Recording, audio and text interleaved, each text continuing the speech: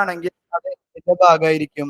ക്യാപിറ്റലോ അസറ്റോ ആയി ഡയറക്റ്റ് ഒരു റിലേഷൻ ഇല്ലാത്തതുകൊണ്ട് it will be part of current account, അല്ലെങ്കിൽ ട്രാൻസ്ഫർ പേയ്മെന്റ് എന്ന് പറയുന്ന ഒരു ഭാഗത്തിലായിരിക്കും അത് വരാം.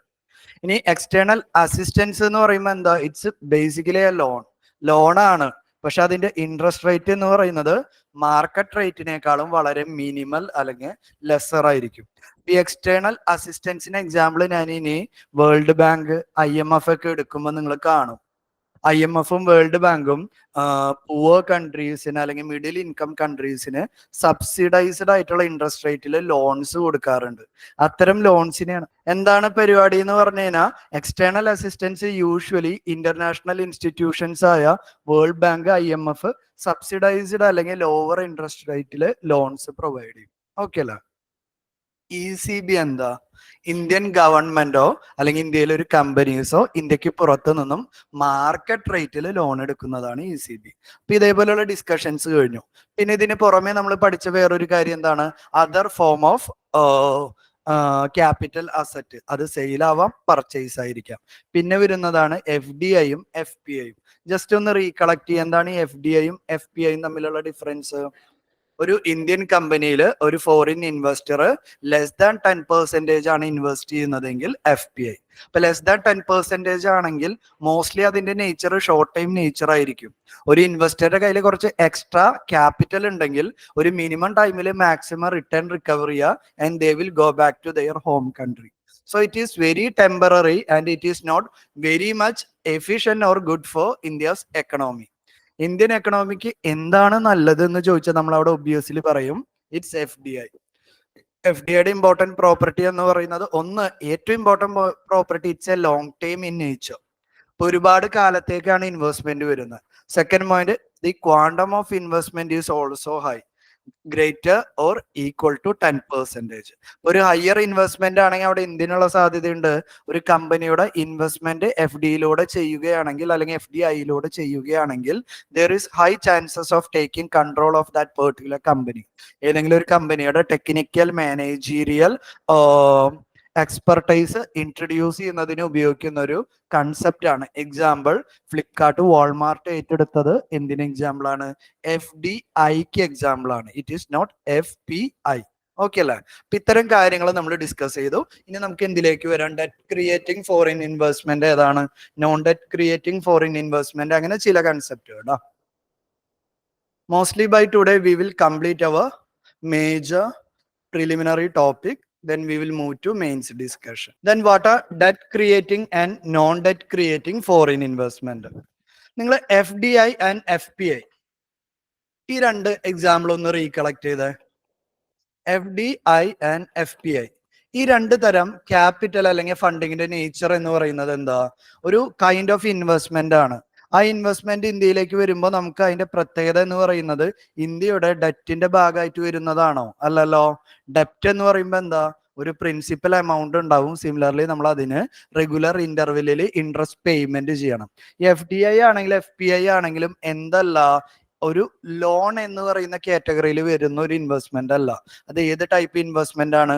ഒരു കമ്പനിയുടെ അസറ്റ് പർച്ചേസ് ചെയ്യുക അല്ലെങ്കിൽ ഒരു കമ്പനിയുടെ ഒരു ഷെയർ അല്ലെങ്കിൽ ഓണർഷിപ്പ് പർച്ചേസ് ചെയ്യുന്ന മെക്കാനിസം ആണ്.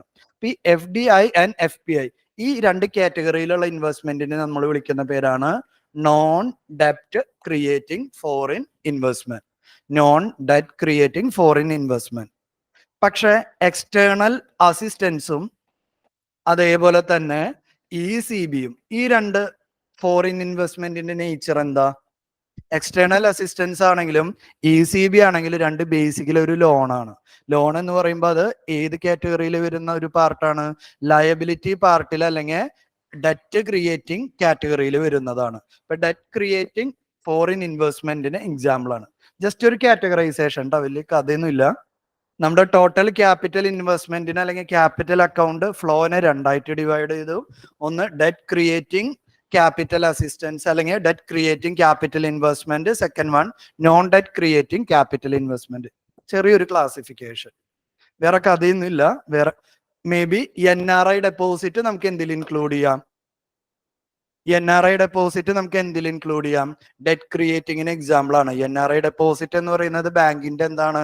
ഒരു ലയബിലിറ്റി ആണ്. ക്ലിയർ അല്ലേ? ജസ്റ്റ് ഒരു ക്ലാസിഫിക്കേഷൻ ഉണ്ടാ. ഈ ഒരു പ്രിലിമിനറി ക്വസ്റ്റ്യനിൽ അവരൊരു ഫർദർ കൺവേർഷൻ ചോദിക്കുകയാണെങ്കിൽ. നെക്സ്റ്റ് വൺ ഒരു ഇമ്പോർട്ടന്റ് ഒരു കൺസെപ്റ്റ് ആണ്. What is current account convertibility, what is capital account convertibility. ഇതിൽ ക്യാപിറ്റൽ അക്കൗണ്ട് എടുത്തിട്ടുള്ളൂ. അതിന്റെ കാരണം which is in discussion for many years. അപ്പൊ let start with current account convertibility. Current account convertibility. അപ്പൊ ഈ കറന്റ് അക്കൗണ്ട് എന്ന് പറയുമ്പോൾ അതിൽ എന്തെല്ലാം ആക്ടിവിറ്റീസ് ഉണ്ട് എന്ന് നമ്മൾ കഴിഞ്ഞ ദിവസം ഡിസ്കസ് ചെയ്ത് ഒന്ന് ഓർത്തെടുത്തേ. മെജോറിറ്റി ഓഫ് ആക്ടിവിറ്റീസ് എന്ന് പറയുന്നത് എന്താ? എക്സ്പോർട്ട് ഉണ്ട്, ഇമ്പോർട്ട് ഉണ്ട്. തൽക്കാലം അതിൽ ഒതുങ്ങിക്കോളൂ. എക്സ്പോർട്ട്, ഇമ്പോർട്ട്, ഗുഡ്സ് സർവീസ് എന്തായിക്കോട്ടെ. ഇപ്പൊ എക്സ്പോർട്ട് ചെയ്യുമ്പോഴും ഇമ്പോർട്ട് ചെയ്യുമ്പോഴും ആക്ച്വലി ഗുഡ്സും സർവീസസിനൊപ്പം അവിടെ ഒരു കാര്യം എക്സ്ചേഞ്ച് ചെയ്യുന്നുണ്ട്. എന്താ? കറൻസി. കറക്റ്റ് അല്ലേ? എക്സ്പോർട്ട് ചെയ്യുകയാണെങ്കിലും ഇമ്പോർട്ട് ചെയ്യുകയാണെങ്കിലും എക്സ്ചേഞ്ച് ഓഫ് ഗുഡ്സ് ആൻഡ് സർവീസസിന്റെ ഒപ്പം നമ്മൾ അവിടെ കറൻസി എക്സ്ചേഞ്ച് ചെയ്യുന്നുണ്ട്. ഇപ്പോ ഇന്ത്യ വേറൊരു രാജ്യവുമായി ട്രേഡിൽ ഏർപ്പെടാണെന്ന് വിചാരിക്കും. അല്ലെങ്കിൽ India trading with multiple countries. പല രാജ്യങ്ങളായിട്ട് ഇന്ത്യ ട്രേഡ് റിലേഷനിലുണ്ട്. അപ്പൊ ഈ ട്രേഡ് റിലേഷൻ ഇംപ്രൂവ് ചെയ്യണമെങ്കിൽ ഏറ്റവും മിനിമം കണ്ടീഷൻ എന്ന് പറയുന്നത് എന്താ? വേറൊരു രാജ്യത്തിന്റെ കറൻസി എളുപ്പത്തില് ഇന്ത്യ റുപ്പീസ് ആയിട്ട് കൺവേർട്ട് ചെയ്യാൻ പറ്റണം. സിമിലർലി ഇന്ത്യ റുപ്പീസിനെ തിരിച്ച് എളുപ്പത്തിൽ എന്തായിട്ട് കൺവേർട്ട് ചെയ്യണം? വേറൊരു രാജ്യത്തിന്റെ കറൻസി ആക്കി കൺവേർട്ട് ചെയ്യാൻ പറ്റണം. കറക്റ്റ് അല്ലേ? ഇത്തരത്തിലുള്ള ഒരു കൺവേർഷൻ ബുദ്ധിമുട്ടാണെന്ന് വിചാരിക്കും. What will be the situation? Currency conversion is A problem. എന്തായിരിക്കും അതിന്റെ ഒരു റിസൾട്ട് എന്ന് പറയുന്നത്? ട്രേഡ് നടന്നു കഴിഞ്ഞാൽ പ്രോപ്പർ ടൈമില് പ്രോപ്പർ ക്വാണ്ടിറ്റിയിൽ എന്ത് എക്സ്ചേഞ്ച് ചെയ്യാൻ പറ്റില്ല? കറൻസി എക്സ്ചേഞ്ച് ചെയ്യാൻ പറ്റില്ല. കറക്റ്റ് അല്ലേ? ഇപ്പൊ ഇന്ത്യ പറയാണ് ഒരു വർഷം ഞങ്ങള് 100 കോടിക്ക് ഇക്വാലന്റ് ആയിട്ടുള്ള ഇന്ത്യ റുപ്പിയെ കൺവേർട്ട് ചെയ്യാൻ സമ്മതിക്കുള്ളൂ എന്നൊരു കണ്ടീഷൻ വെച്ചു എന്ന് വിചാരിക്കും. What is the condition? In A particular financial year RBI will allow only conversion of 100 crore India rupee or equivalent. എന്തായിരിക്കും അതിന്റെ റിസൾട്ടന്റ്? അല്ലെങ്കിൽ അതിന്റെ ഒരു റിസൾട്ട് എന്ന് പറയുന്നത് എന്തായിരിക്കും? ഒന്ന് ആലോചിച്ച് നോക്ക്. India cannot trade with any other country which is more than 100 crore. Correct അല്ലേ? 100 കോടിക്ക് മുകളിൽ ഇന്ത്യ ട്രേഡ് നടത്തി കഴിഞ്ഞു കഴിഞ്ഞാൽ എന്ത് കൺവേർട്ട് ചെയ്യാൻ പറ്റില്ല? റുപ്പീനെ ഫോറിൻ കറൻസിയോ ഫോറിൻ കറൻസിയോ റുപ്പിയോ ആയിട്ട് കൺവേർട്ട് ചെയ്യാൻ പറ്റില്ല. ഇത്തരത്തിലുള്ള ഒരു റെസ്ട്രിക്ഷൻ ഇന്ത്യ കറന്റ് അക്കൗണ്ടിന് വെക്കുകയാണെങ്കിൽ പ്രശ്നം എന്ന് പറയുന്നത് എന്താ? It will hamper India's export and import. അല്ലേ? കറക്റ്റ് അല്ലേ? ഇപ്പൊ ഇന്ത്യ ഒരു ആശയം അല്ലെങ്കിൽ ഒരു ഐഡിയ കൊണ്ടുവന്നു. കറന്റ് അക്കൗണ്ടിനെ ഇന്ത്യ ഫുൾ കൺവേർട്ടിബിൾ ആക്കി. കറന്റ് അക്കൗണ്ടിന് ഇന്ത്യ ഫുൾ കൺവേർട്ടിബിൾ ആക്കി. ഫുൾ കൺവേർട്ടിബിൾ എന്ന് പറയുമ്പോൾ അതിന്റെ ഐഡിയ വളരെ സിമ്പിൾ ആണ്.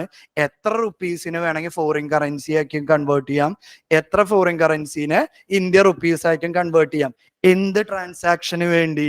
ഐ റിപ്പീറ്റ്, എന്ത് ട്രാൻസാക്ഷന് വേണ്ടി? കറന്റ് അക്കൗണ്ട് ട്രാൻസാക്ഷന് വേണ്ടി. അത് വളരെ ഇമ്പോർട്ടന്റ് ആണ് കേട്ടോ. India is allowing any India rupees in to any foreign currency for any amount. Only for what kind of transaction? Current account transaction. എന്ന് വെച്ചാൽ എക്സ്പോർട്ടിനും ഇമ്പോർട്ടിനും വേണ്ടി എത്ര ഇന്ത്യ റുപ്പീസിന് വേണമെങ്കിൽ ഫോറിൻ കറൻസി ആക്കാം, എത്ര ഫോറിൻ കറൻസിന് വേണമെങ്കിൽ ഇന്ത്യ റുപ്പീസ് ആക്കാം. What is the advantage right now? India can expand their export as well as the import. അവിടെ എന്തിന് റെസ്ട്രിക്ഷൻ ഇല്ല? കറൻസി റെസ്ട്രിക്ഷൻ ഇല്ല. മറിച്ച് ഈ ഒരു സിറ്റുവേഷൻ ഇമാജിൻ ചെയ്യും. India capital account full convertible ആക്കി എന്ന് വിചാരിക്കുക. എക്സ്പ്ലനേഷൻ വായിക്കരുത്, നിങ്ങൾ ആലോചിച്ചിട്ട് ആൻസർ പറയും. India capital account full convertible ആക്കി. എന്തായിരിക്കും സംഭവിക്കാൻ സാധ്യത? ബൈ ഡെഫിനേഷൻ എന്തായിരിക്കും? ക്യാപിറ്റൽ അക്കൗണ്ട് ട്രാൻസാക്ഷന് എത്ര ഇന്ത്യ റുപ്പീസ് വേണമെങ്കിലും ഫോറിൻ കറൻസി ആക്കാം, എത്ര ഫോറിൻ കറൻസി വേണമെങ്കിലും ഇന്ത്യ റുപ്പീസ് ആക്കാം. അങ്ങനെ ഒരു സിറ്റുവേഷൻ ക്രിയേറ്റ് ചെയ്തു എന്ന് വിചാരിക്കുക. എക്സ്പ്ലനേഷൻ വായിച്ച് പറയരുത്, ആലോചിക്കുക. ജസ്റ്റ് ഒന്ന് അനാലിസിസ്. എന്തായിരിക്കും? ഇന്ത്യയിലേക്ക് എത്ര ഹൈ ഇൻവെസ്റ്റ്മെന്റ് വേണമെങ്കിലും വരാൻ വേണ്ടി പറ്റും. Positive side. അതേപോലെ അവർക്ക് തോന്നുമ്പോ എത്ര ഹൈ ഇൻവെസ്റ്റ്മെന്റ് വേണമെങ്കിലും ഇന്ത്യയിൽ നിന്ന് എടുത്ത് പുറത്തേക്കും പോകാൻ പറ്റില്ലേ? ഇന്ത്യയുടെ കേസിൽ ഇതിനായിരിക്കും ചാൻസസ് പലപ്പോഴും കൂടുതൽ. ഹൈ ഇൻവെസ്റ്റ്മെന്റ് വന്നാൽ we are very much happy. പക്ഷെ എന്തേലും ഇന്ത്യയിൽ ഒരു ചെറിയൊരു ഇഷ്യൂ വന്നു കഴിഞ്ഞാൽ, എന്തേലും ഒരു ഫാർമേഴ്സ് പ്രൊട്ടസ്റ്റ് വന്നാലോ അല്ലെങ്കിൽ ഇന്ത്യയിലെ ഗവൺമെന്റിനെതിരെ എന്തെങ്കിലും ഒരു അൺസ്റ്റെബിലിറ്റി ഡെവലപ്പ് ചെയ്ത് കഴിഞ്ഞാൽ ഉടനടി ഇൻവെസ്റ്റേഴ്സ് ഒരു ഹ്യൂജ് എമൗണ്ട് ഇന്ത്യയിൽ നിന്ന് വിഡ്രോ ചെയ്ത് പോകും. So it will causes instability in our economy. Best example പറയാം. 1997 ഈസ്റ്റ് ഏഷ്യൻ ക്രൈസിസ് എന്ന് പറയുന്ന ഒരു സിറ്റുവേഷൻ ഉണ്ടാക്കി. ഈസ്റ്റ് ഏഷ്യൻ കൺട്രീസ് അവരുടെ ക്യാപിറ്റൽ അക്കൗണ്ട് ഫുള്ളി കൺവെർട്ടിബിൾ ആക്കി വെച്ചു. ക്യാപിറ്റൽ അക്കൗണ്ട് ഫുള്ളി കൺവെർട്ടിബിൾ ആക്കി വെച്ചപ്പോൾ ഇനീഷ്യൽ ഡേയ്സിൽ അവർ എന്ത് ഒബ്സർവ് ചെയ്തു? ഫോറിൻ കൺട്രീസിൽ നിന്ന് നല്ല ഇൻവെസ്റ്റ്മെന്റ് വരുന്നതായിട്ട് കണ്ടു. പക്ഷേ ഈസ്റ്റ് ഏഷ്യൻ ക്രൈസിസിലെ പ്രധാനപ്പെട്ട ഒരു കാരണം അവരുടെ എക്കണോമിയിൽ ഒരു സ്ലോ ഡൗൺ വന്നു. ബാങ്കിങ് സെക്ടറിൽ ചെറിയൊരു സ്ലോ ഡൗൺ വന്നപ്പോൾ ഈ എല്ലാ ഫോറിൻ ഇൻവെസ്റ്റേഴ്സും ഒറ്റയടിക്ക് അവരുടെ ഇൻവെസ്റ്റ്മെന്റ് വിഡ്രോ ചെയ്തു പോയി. എന്തായിരിക്കും സംഭവിക്കുക? സ്ലോ ഡൗണിലായിരുന്ന എക്കണോമി ഒറ്റയടിക്ക് ഇൻവെസ്റ്റ്മെന്റ് പോയി എന്തിലേക്ക് വരും? ഡിപ്രഷനിലേക്ക് വരും. This was the situation of great depression or east Asian depression. Clear ആണോ? അല്ലെങ്കിൽ ഈസ്റ്റ് ഏഷ്യൻ ക്രൈസിസ്. ഇത്തരത്തിലുള്ള ഒരു സിറ്റുവേഷൻ ഒരിക്കലും ഇന്ത്യയിൽ വരരുത് എന്ന് ആഗ്രഹിച്ചിട്ടുണ്ടായിരുന്നു. അതുകൊണ്ട് ഇന്ത്യയുടെ ക്യാപിറ്റൽ അക്കൗണ്ട് എന്ന് പറയുന്നത് എന്ത് കൺവെർട്ടിബിലിറ്റി ഇല്ല? ഫുൾ കൺവെർട്ടിബിലിറ്റി ഇല്ല. എന്ത് കൺവെർട്ടിബിലിറ്റി ഉള്ളൂ? പാർഷ്യൽ കൺവെർട്ടിബിലിറ്റി. ഇന്ത്യയിലെ ക്യാപിറ്റൽ അക്കൗണ്ട് എന്ന് ഐഡിയ ക്ലിയർ അല്ല? എന്തുകൊണ്ടാണ് പാർഷ്യൽ കൺവെർട്ടിബിലിറ്റി? ഈ പാർഷ്യൽ കൺവെർട്ടിബിലിറ്റി എന്ന് പറയുന്നത് കൈൻഡ് ഓഫ് വൺ സൈഡഡ് ആണ്. ഇന്ത്യയിലേക്ക് എത്ര ഇൻവെസ്റ്റ്മെന്റ് വരുന്നതിനും അവർക്ക് കുഴപ്പമില്ല. ഇന്ത്യയിൽ നിന്ന് ഇൻവെസ്റ്റ്മെന്റ് തിരിച്ചെടുക്കുമ്പോഴാണ് അവിടെ എന്ത് വരാ? റെസ്ട്രിക്ഷൻ വരാ. ഒരു വർഷം ഒരു പർട്ടിക്കുലർ ക്വാണ്ടിറ്റി മാത്രമാണ് എന്ത് ചെയ്യാൻ വേണ്ടി പറ്റുള്ളൂ? വിഡ്രോ ചെയ്യാൻ വേണ്ടി പറ്റുള്ളൂ. അഡ്വാൻറ്റേജ് മനസ്സിലായ പോയിന്റ്? ഈ പാർഷ്യൽ കൺവെർട്ടിബിലിറ്റിയുടെ ഐഡിയ എന്ന് പറയുന്നത് എന്താ? എനി ക്വാണ്ടം ഓഫ് ഇൻവെസ്റ്റ്മെന്റ്, ഇന്ത്യയിലേക്ക് ഒരു ഫോറിൻ ഇൻവെസ്റ്റ്മെന്റ് വരുന്നതിന് കാര്യമായ റെസ്ട്രിക്ഷൻസ് ഇല്ല. മറിച്ച് ആ ഫോറിൻ ഇൻവെസ്റ്റ്മെന്റ് ഇന്ത്യയിൽ നിന്ന് വിഡ്രോ ചെയ്തു പോകുമ്പോൾ we will come up with certain. നമ്മൾ ഒരുപാട് റെസ്ട്രിക്ഷൻ വെക്കില്ല കേട്ടോ. ഒരുപാട് റെസ്ട്രിക്ഷൻ വെച്ച എന്താ പ്രശ്നം? ആരും ഇൻവെസ്റ്റ്മെന്റ് ആയിട്ട് വരില്ല. നമ്മൾ സെർട്ടൺ റെസ്ട്രിക്ഷൻസ് നമ്മൾ അവിടെ ഇൻക്ലൂഡ് ചെയ്യും. ആ റെസ്ട്രിക്ഷൻസിനെയാണ് നമ്മൾ ഓട്ടോമാറ്റിക് റൂട്ട്, ഗവൺമെന്റ് റൂട്ട് എന്ന് പറയുന്ന പുതിയൊരു ആശയമായിട്ട് നമ്മൾ ഡിസ്കസ് ചെയ്യാം. ക്ലിയർ അല്ലേ കൺസെപ്റ്റ്? ഓക്കെ അല്ലേ? ഇന്ത്യയിലെ ഏത് അക്കൗണ്ട് ആണ് ഫുള്ളി കൺവെർട്ടിബിൾ ആയിട്ടുള്ളത്? Current account. അഡ്വാൻറ്റേജ് എന്താ? It will promote export and import in unlimited nature അല്ലെ? ഇന്ത്യയിലെ എക്സ്പോർട്ട് ഇമ്പോർട്ടിന് യാതൊരു റെസ്ട്രിക്ഷനും ഇല്ലാതെ ഇറ്റ് വിൽ ക്വാണ്ടംലി മൾട്ടിപ്ലൈ. ശരിയല്ലേ? ഇന്ത്യയിലെ ക്യാപിറ്റൽ അക്കൗണ്ടിന്റെ സിറ്റുവേഷൻ എന്താ? It is partially convertible. Fully convertible ആയി കഴിഞ്ഞാൽ എന്താ ഉണ്ടാവുക? ഹ്യൂജ് FDI വരും. ഉടനടി RBI ഇറങ്ങും. എന്ത് ചെയ്യും?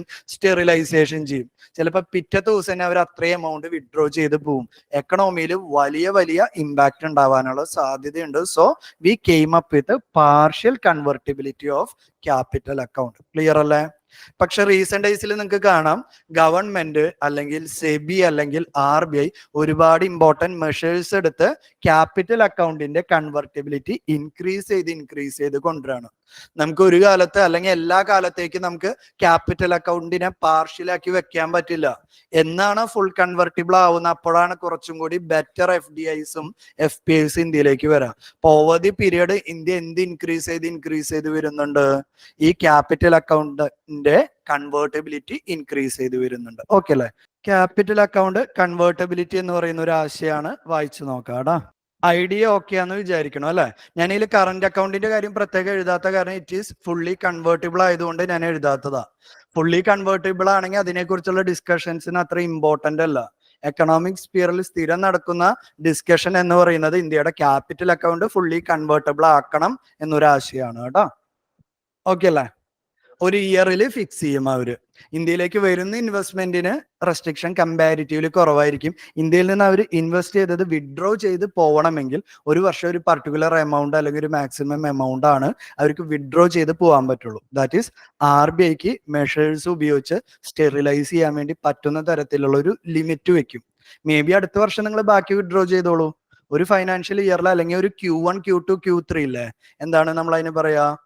നമ്മളതിന് 3 monthsന്റെ കാലയളവിനെയാണ് Q1, Q2 എന്ന് പറയാം. അപ്പൊ അങ്ങനെ ഒരു പർട്ടിക്കുലർ ടൈം പീരീഡിൽ ഒരു പർട്ടിക്കുലർ എമൗണ്ട് മാത്രമേ വിഡ്രോ ചെയ്യാൻ വേണ്ടി പറ്റുള്ളൂ എന്ന് പറയും. That is partial.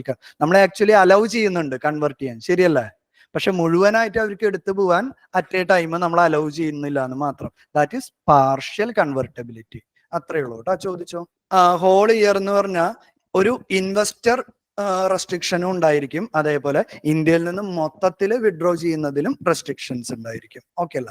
കാരണം ഈ കംപ്ലീറ്റ് മാനേജ്മെന്റിലും RBI എന്തിറക്കി കളിക്കണം? ഡോളർ ഇളക്കി കളിക്കണ്ടേ? RBIയുടെ കയ്യിൽ ഡോളർ ഇൻവെസ്റ്റ്മെന്റ് വേണ്ടേ? RBI അവരുടെ കയ്യിലുള്ള കംപ്ലീറ്റ് ഡോളർ മാർക്കറ്റിലേക്ക് ഇറക്കാൻ വേണ്ടി താല്പര്യം ഉണ്ടാവില്ല. ഡോളർ ഇറക്കുന്നുണ്ടെങ്കിൽ വേറൊരു വേയിലൂടെ RBIക്ക് എന്ത് വേണം? ഡോളർ ഇൻകം വേണം. അപ്പൊ അത് മാനേജ് ചെയ്യാനുള്ള ഒരു ടൈം വേണം. അല്ലെങ്കിൽ ഒരു സുപ്രഭാതത്തിൽ എല്ലാവരും കൂടി ഇൻവെസ്റ്റ്മെന്റ് എടുത്തു പോകാനാ എന്താ സംഭവിക്കുക? RBIയുടെ ഫോറിൻ റിസർവ് കുത്തനെ കുറയും. ആ സെയിം സിറ്റുവേഷനിൽ ഇന്ത്യക്ക് ഒരുപാട് ഇമ്പോർട്ട് ചെയ്യേണ്ട പർപ്പസ് വന്നാലോ, നമ്മൾ എന്തിലേക്ക് വരും? ബാലൻസ് ഓഫ് പേയ്മെന്റ് ക്രൈസിസിലേക്ക് വരും. കറക്റ്റ് അല്ലേ? ആ ഒരു സിറ്റുവേഷൻ ഒഴിവാക്കാനാണ് എന്ത് റെസ്ട്രിക്റ്റഡ് ആയിട്ട് നിങ്ങൾ വിഡ്രോ ചെയ്യും. അപ്പൊ വിഡ്രോ ചെയ്യുമ്പോൾ എന്തെങ്കിലും ഷോർട്ടേജ് ഉണ്ടെങ്കിൽ RBI വേറെ എന്തെങ്കിലും മെഷേഴ്സ് എടുത്തിട്ട് അത് വീണ്ടും ഇൻക്രീസ് ചെയ്ത് വെക്കും. അപ്പൊ പിന്നെ പ്രശ്നമില്ലല്ലോ. ഇതിപ്പോ നമ്മുടെ ബാങ്കിന്റെ കാര്യത്തിലാണെങ്കിൽ ഇതന്നെ, ഒരു എല്ലാ ഡെപ്പോസിറ്റേഴ്സും ഒരു ദിവസം വന്ന് ഡെപ്പോസിറ്റ് പിൻവലിക്കുകയാണെങ്കിൽ ബാങ്ക് നഷ്ടത്തിലാവില്ലേ? അവർ ചിലപ്പോൾ പല ദിവസങ്ങളും ഒരു ദിവസം ഇത്ര വരെയാണ് പിൻവലിക്കാൻ വേണ്ടി പറ്റുള്ളൂ എന്നൊരു കണ്ടീഷൻ വെച്ചാലോ, അത്യാവശ്യമുള്ള കുറെ ആളുകൾ വിഡ്രോ ചെയ്യും, ബാക്കിയുള്ള ആളുകൾ അടുത്ത ദിവസം വിഡ്രോ ചെയ്യുമ്പോഴത്തേനും വീണ്ടും ബാങ്ക് ഫണ്ട് സെറ്റ് ചെയ്ത് വെക്കും. Same concept. ഓക്കെ അല്ലേ? Let's come back to further discussion. വായിച്ചോളൂ കേട്ടോ, ജസ്റ്റ് ഒന്ന് വായിച്ചോളൂ. ഈ fully accessible route, government route അടുത്ത സ്ലൈഡിൽ ഞാൻ എടുക്കൂടാ, ജസ്റ്റ് ഒന്ന് വായിക്കാം. ഗവൺമെന്റ് റൂട്ടും ഫുള്ളി ആക്സസിബിൾ റൂട്ടും ഞാൻ അത് അടുത്തതിൽ എടുക്കും. ഫുള്ളി ആക്സസിബിൾ റൂട്ട് അല്ലെങ്കിൽ ഓട്ടോമാറ്റിക് റൂട്ട് എന്ന് പറയും. ഞാൻ കൂടുതൽ പോയിന്റ്സ് ഇൻക്ലൂഡ് ചെയ്തിട്ടുള്ളത് നിങ്ങളിപ്പോ ക്ലാസ്സിൽ കേൾക്കുന്നതൊക്കെ നാളെ മറ്റന്നാളോ മറക്കും. പിന്നീട് പഠിക്കുമ്പോൾ അല്ലെങ്കിൽ പ്രിലിമിനറിക്കൊക്കെ പഠിക്കുമ്പോൾ നിങ്ങൾക്ക് കുറച്ചും കൂടി ഐഡിയ ഉണ്ടാവാനാണ് കുറെ പോയിന്റ്സ് ഇതിലേക്ക് സ്റ്റഫ് ചെയ്ത് വെച്ചിട്ടുള്ളത് കേട്ടോ. അല്ലാതെ ക്ലാസ്സിൽ കേൾക്കുന്നു, ഞാൻ ആദ്യം ഗ്യാരണ്ടി ചെയ്യാം, നിങ്ങൾ പ്രിലിമിനറിക്ക് മെയിൻസിന് പോകുമ്പോൾ ഒരു അക്ഷരം ഓർമ്മയുണ്ടാവില്ല. ഞാൻ പഠിച്ച കാലത്ത് പഠിച്ച ഒരു കാര്യം എനിക്ക് ക്ലാസ്സിൽ ഓർമ്മയില്ല. പിന്നീട് നമ്മൾ പഠിച്ചെടുത്ത് റിവൈസ് ചെയ്യുന്നത് മാത്രമേ നമുക്ക് ഒരു ബേസിക് ഒരു മെമ്മറിയിൽ ഉണ്ടാവുള്ളൂ. അതുകൊണ്ടാണ് കുറെ കണ്ടന്റ് സ്റ്റഫ് ചെയ്യുന്നത്. മെയിൻസിന്റെ ടോപ്പിക്കിൽ ഞാൻ കുറെ കണ്ടന്റ് സ്റ്റഫ് ചെയ്യാൻ നോക്കും കേട്ടോ. നിങ്ങൾ അത് വായിച്ച് വായിച്ച് റിവൈസ് ചെയ്യാനുള്ള ഒരു പർപ്പസിനാണ് കേട്ടോ. ഓക്കെ അല്ലേ?